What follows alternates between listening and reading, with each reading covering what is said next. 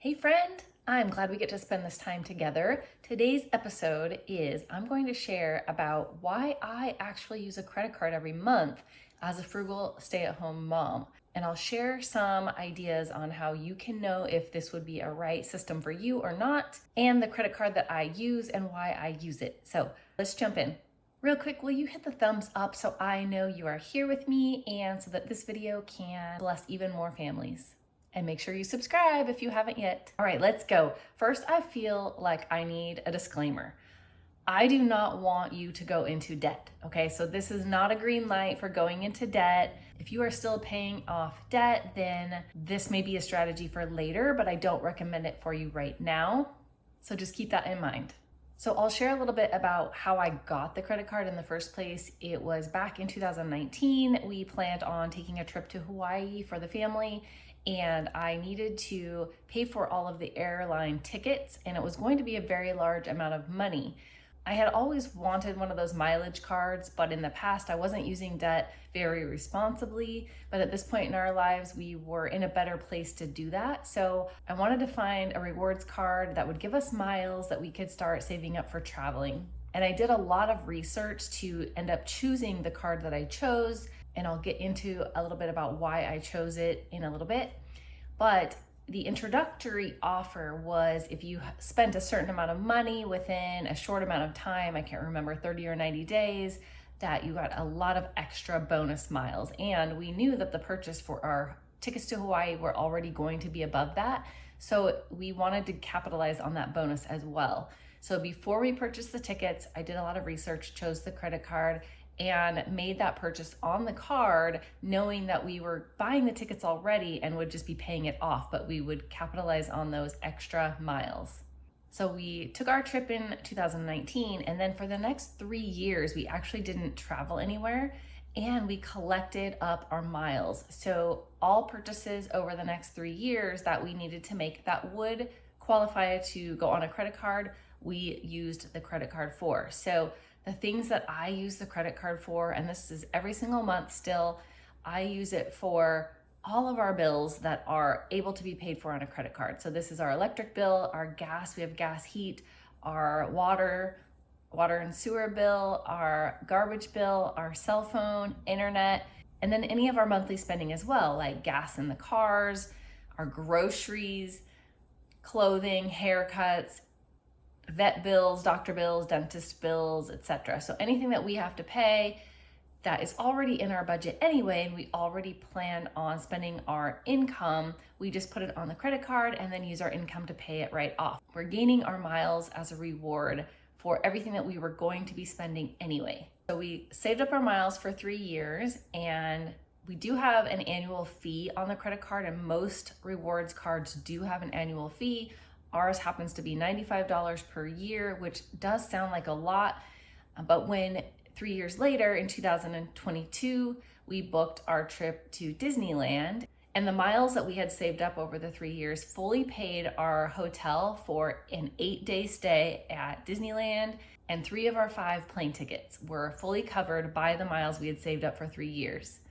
And then what is so great about the card as well is once we have accrued a travel expense that we maybe didn't have the miles to cover, anything that we spend and accrue over the next 3 months after that travel expense, we can go back and use those miles to reimburse ourselves for that travel cost. So over the next 3 months after our Disney trip, because we were spending money, of course, in Disneyland and our park tickets and things like that, we were able to quickly actually use the miles and pay off the remaining 2 airfare tickets to California.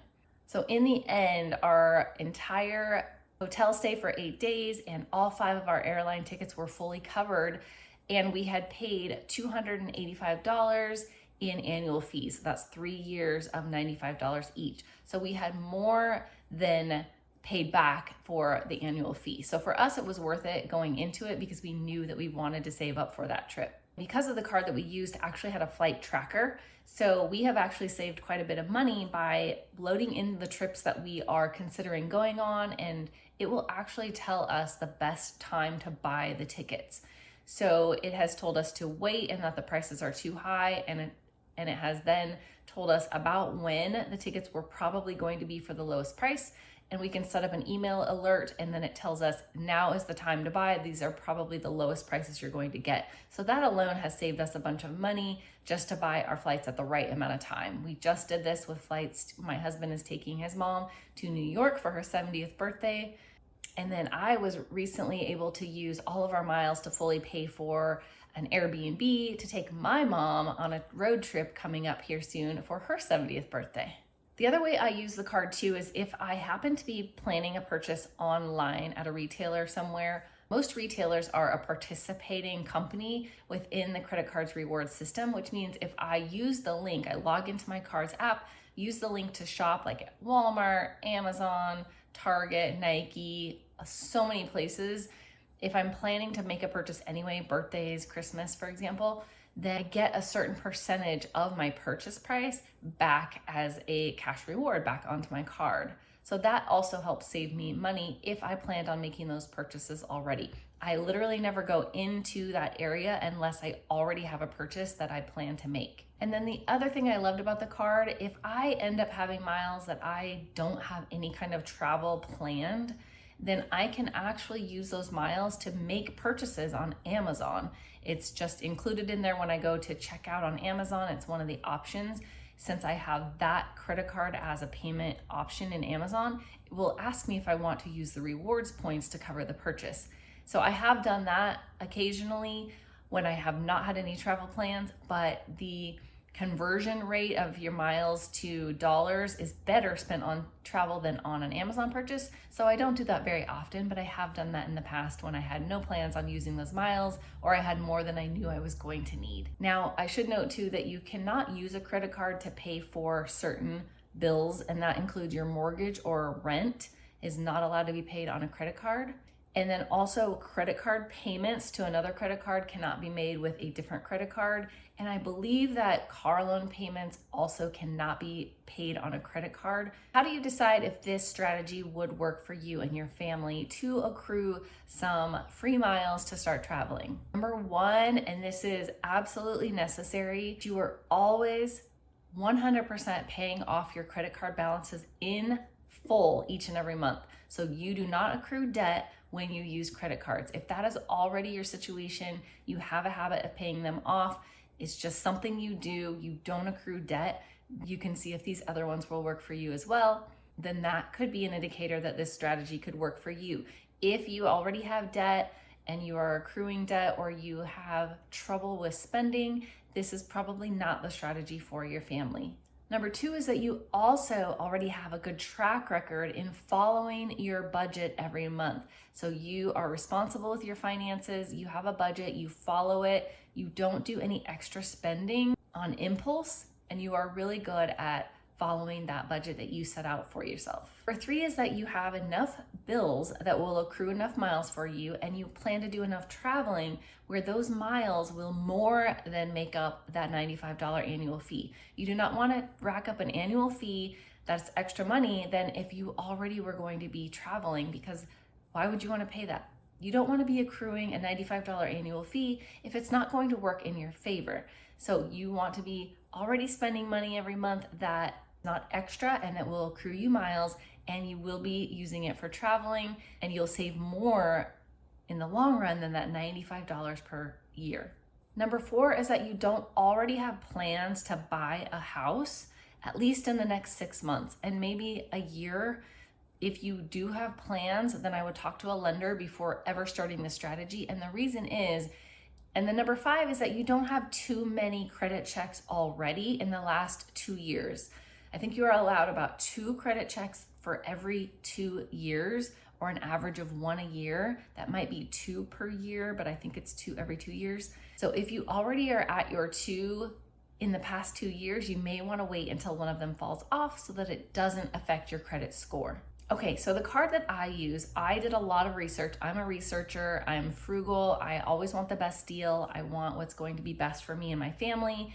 And I did a lot of research, as I mentioned, and I chose the Capital One mileage card. And the main reason that I chose this card is because you can earn unlimited miles, you don't cap, and they don't expire. So you never have to worry about running out, which is why I was able to accrue them for 3 years between our Hawaii and our Disneyland trips. So that allowed me to save up for a larger expensive trip that we were going to be taking, but I didn't want to have to take it in a certain amount of time or run out of miles because they would have been wasted, and all of the fees I paid annually would have also been a waste.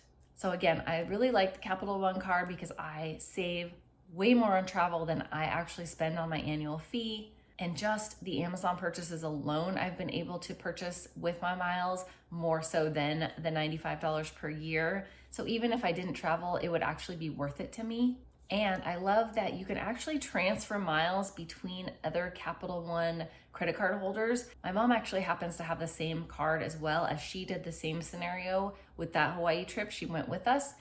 And at one point, she was able to transfer some of her miles to us because she had way more than she was going to be using. And she gifted us some miles to use towards a gift to our daughter and son-in-law for their honeymoon when they got married. And then again, I love that they tell me exactly when to purchase my airfare. And the other thing that's so great about that too is on my husband's trip to New York with his mom, we just recently purchased the flights for that upcoming trip.